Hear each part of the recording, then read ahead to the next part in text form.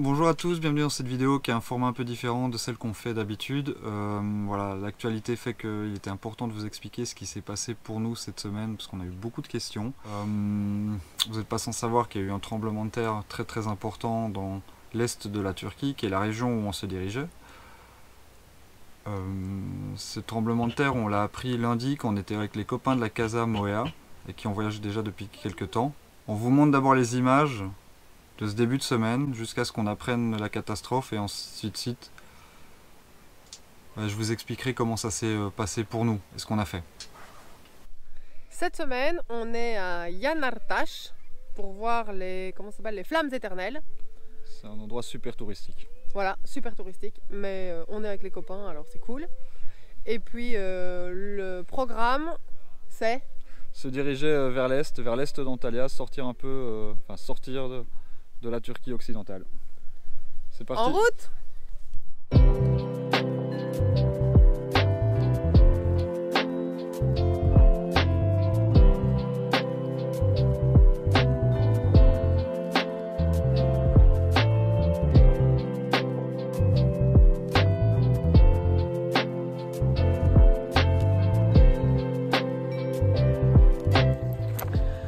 Nous voilà arrivés en haut et on voit les superbes flammes éternelles.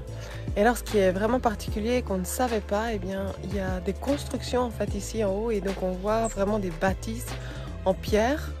Je vois qu'il y a de l'eau là derrière aussi, donc je suppose qu'il doit y avoir eu un village ou en tout cas quelqu'un qui vivait ici à un moment donné. Et c'est vraiment impressionnant en fait de voir ces constructions. Moi je trouve, je m'attendais vraiment pas à ça. Et de voir ces constructions qui sont aussi haut finalement dans la montagne et si bien fait. Enfin voilà, moi je reste toujours impressionnée par la manière dont c'est fait.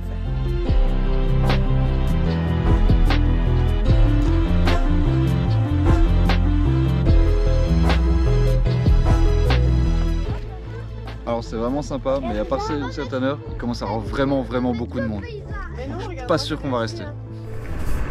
Ça y est, on quitte Yanartaş et les flammes éternelles. Alors on se dirige vers un canyon, on verra si c'est possible ou pas d'y aller parce qu'on a la pluie avec nous. Mais comme ça on reste avec les copains puisqu'on sait que c'est nos derniers jours ensemble, on a un peu du mal à se lâcher là. Le soleil est revenu, du coup ce matin on se met à Göynük et on se promène le long du canyon. On profite de la nature, de l'eau et du soleil.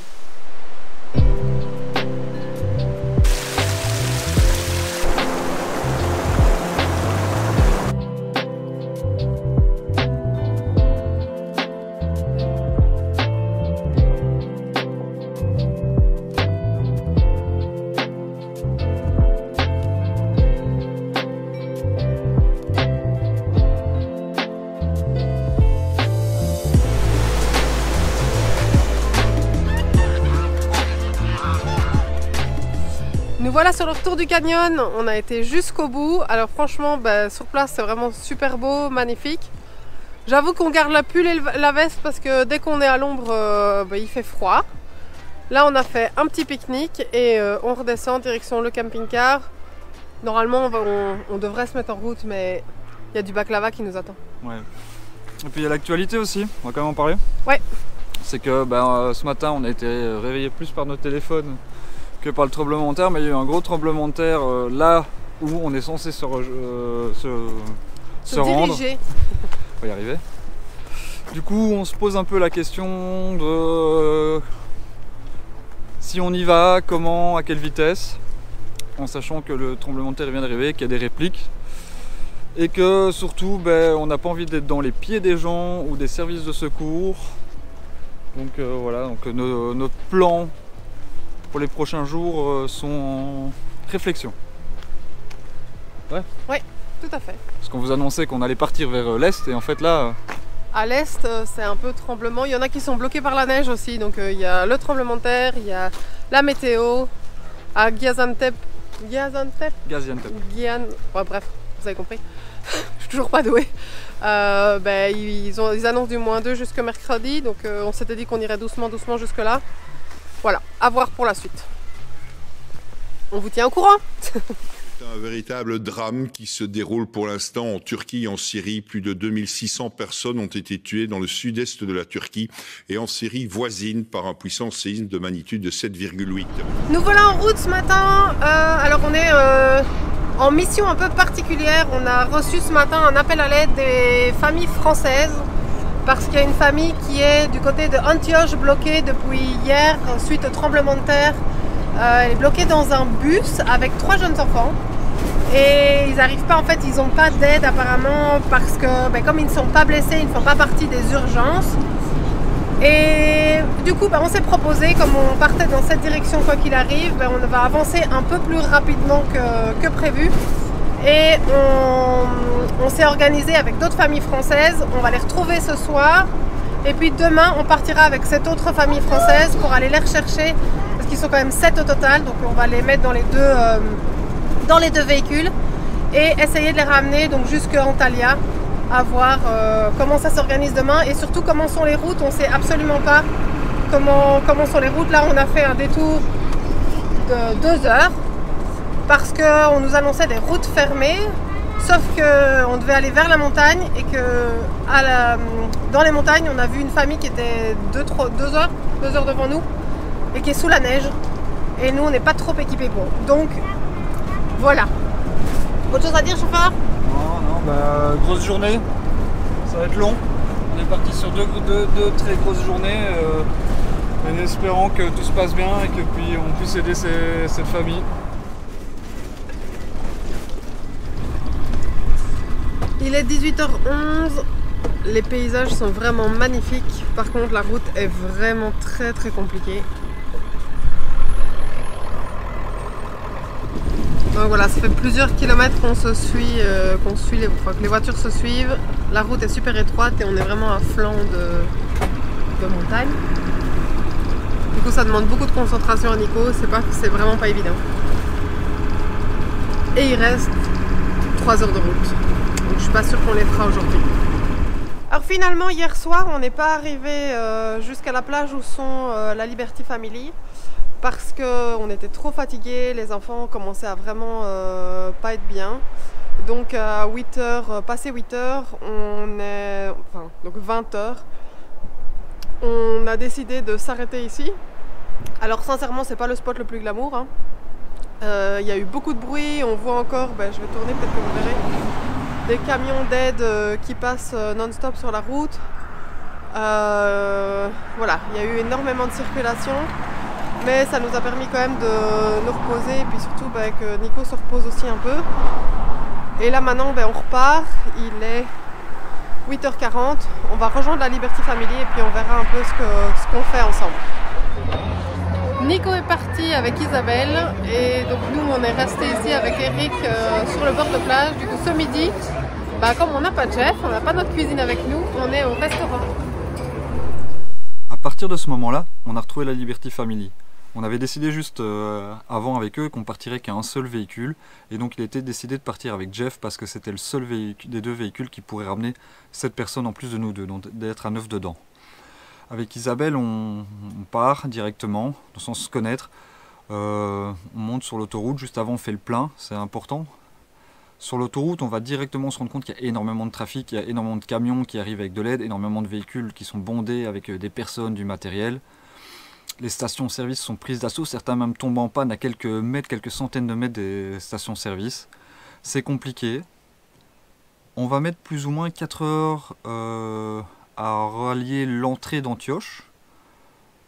À peu près 1 heure avant, on va avoir les premières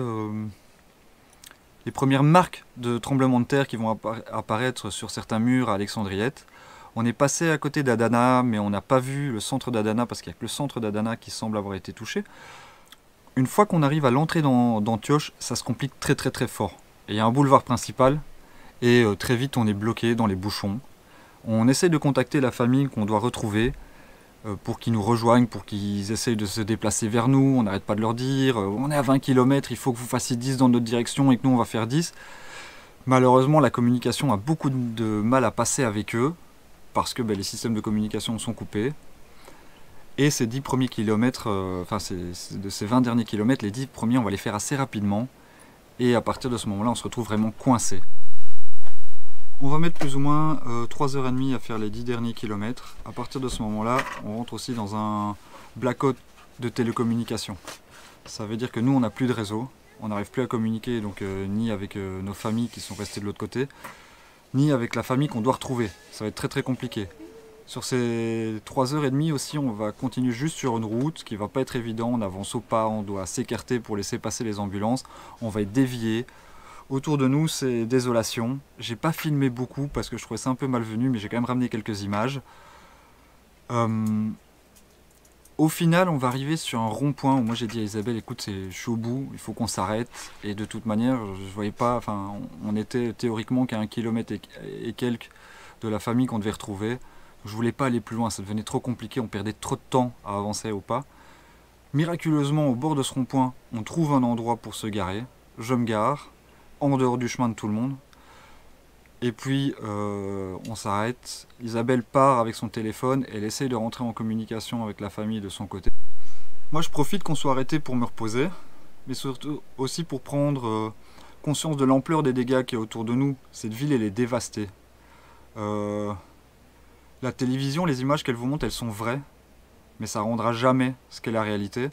Et ce que la télévision sera incapable de vous montrer, c'est les émotions que ces gens ils transmettent, ce qu'on voit dans leur regard.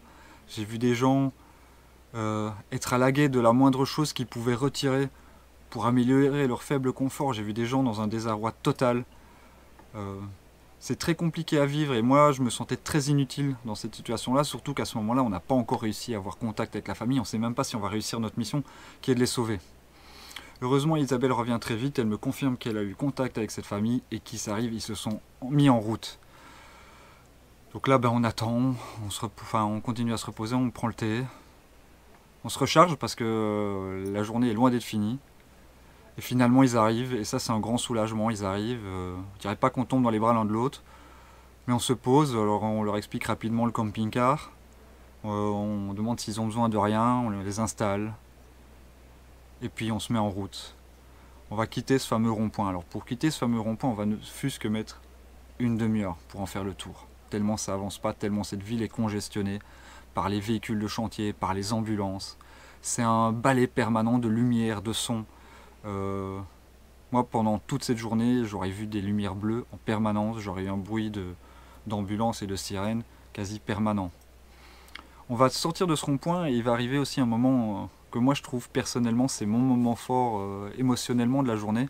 C'est que je sors enfin de ce rond-point, c'est le soulagement, j'accélère, je suis prêt à me partir, donc Jeff fait tout son bruit et là il y a quelqu'un qui se met en travers de ma route qui me crie en anglais « Stop your engine, Vernon !» Et en fait, j'obtempère et moi j'ai très peur à ce moment-là qu'il y ait un nouveau séisme et qu'en fait on soit bloqué et qu'ils veulent attendre, voir la réaction, entendre ce qui se passe. Et c'est pas ça du tout. Ce qui se passe, c'est qu'ils demandent à tout le monde de faire le silence. C'est une personne qui est occupée à gérer les recherches. Ils font silence et à ce moment-là, d'une seule voix, il y a tout un groupe de personnes qui crient quelque chose en turc. C'est très poignant parce que ça sort d'un coup. Et ce qui crie, c'est « Est-ce que tu nous entends ?» Et à ce moment-là, tout le monde refait silence une deuxième fois. C'est un calme place, ça dure une trentaine, quarantaine de secondes. C'est très dur à évaluer le temps. Et puis ils le refont une deuxième fois. « Est-ce que tu nous entends ?» Tous en chœur. De nouveau ce temps d'attente. Et là, en termes de crispation, de tension, c'est énorme. Parce que tout le monde guette un signal ou un truc pour que tout le monde se déchaîne. Et puis bon... Il n'y a pas de signal malheureusement, donc là il me dit je dois redémarrer mon moteur. J'ai à peine redémarré, que tout de suite, il y a quelqu'un qui me dit arrête-toi, arrête-toi. On recommence, encore une fois.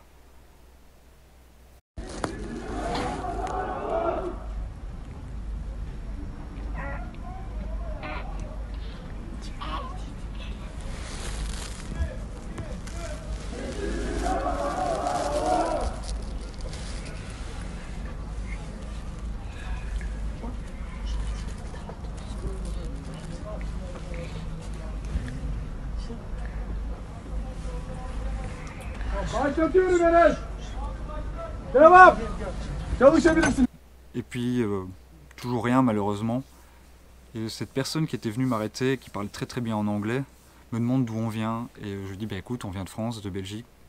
Je lui demande d'où est-ce qu'il vient, parce que je suis surpris par la qualité de son anglais. Il me dit moi je suis turc, mais je suis un officier de l'OTAN, je suis là pour aider dans les recherches. Et tout d'un coup il me regarde avec un grand sourire, il me dit je suis super content de vous voir là. Et moi c'est quelque chose qui va me marquer parce que, vous savez, promener avec Jeff dans une ville sinistrée comme ça, j'ai plus eu l'impression de gêner qu'autre chose. J'ai vraiment eu l'impression de gêner en fait. De ne pas être à ma place et de pas spécialement apporter quelque chose de bon, parce que Jeff avec toutes ses couleurs et tout, ça fait un peu malvenu. Et on n'a jamais ressenti de l'agressivité, au contraire lui il me dit merci d'être là, ça fait plaisir, et puis il me demande qu'est-ce qu'on fait, je lui dis qu'on convoyait des personnes, et c'est super, voilà. On repart, la sortie de la ville va durer 2h30 de nouveau, ça va être très compliqué, on va être encore une fois dévié, alors ils vont nous dévier sur un chemin où la moitié de la route s'est écroulée, donc je dois rouler à fond à gauche sur Jeff, on passe sur un des chemins avec bosselets, on se perd quasiment. Heureusement, on reçoit de l'aide de tous les locaux, des sauveteurs qui nous aident pour qu'on prenne certains virages ou impossibles à prendre pour Jeff, ou même on doit démonter des bouts de trottoir pour arriver à passer et à retourner sur le boulevard principal. Isabelle a été top et je la remercierai jamais assez parce que on se connaissait pas et elle m'a guidé toute la journée de manière extraordinaire.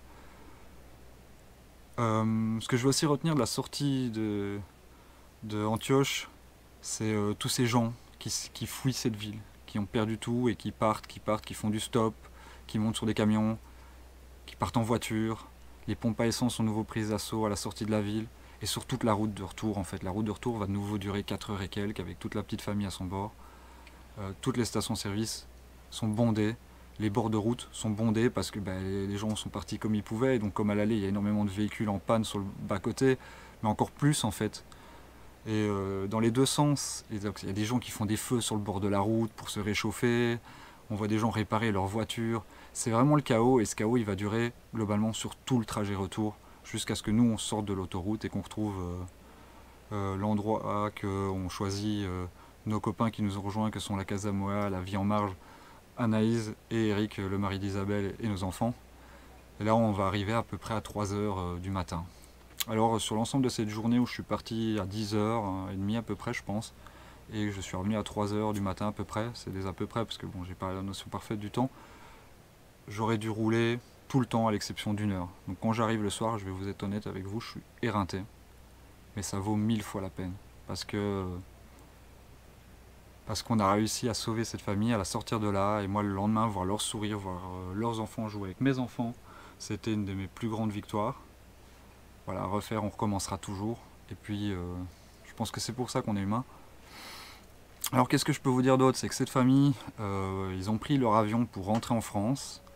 Et les 2 derniers jours, ils ont été convoyés par nos copains de la Casa Moa et de la Vie en Marche, qui a fait le relais à partir du moment où moi je les ai déposés. On a passé la nuit ensemble dans les 4 camping-cars. Et puis, ils sont repartis à 2 camping-cars. Et ils ont fait le trajet en 2 jours jusqu'à Antalya. Donc, ils ont aussi eu un gros morceau avec eux. Voilà, et morale dans tout ça, c'est la solidarité qui a existé au sein des voyageurs de notre communauté, des familles autour du monde, Marie Dubus qui a coordonné ça de loin, voilà, c'est ça, et puis nous on se sent fort démunis par rapport à cette tragédie qui est arrivée, on aimerait tellement aider les Turcs plus, mais c'est pas évident de savoir à quel niveau, tellement aujourd'hui, à l'heure actuelle, les routes sont encombrées, et c'est compliqué. Et surtout, est-ce qu'on a envie de montrer ces paysages de désolation à nos enfants tout de suite? On n'est pas sûr. Là, on est au bord de la plage avec la Liberty Family, donc Isabelle et Eric. Et on a pris le temps un peu de se connaître en dehors de cette tragédie, et surtout de se reposer. On te donne rendez-vous la semaine prochaine pour retrouver nos vidéos dans leur format plus traditionnel. À la semaine prochaine!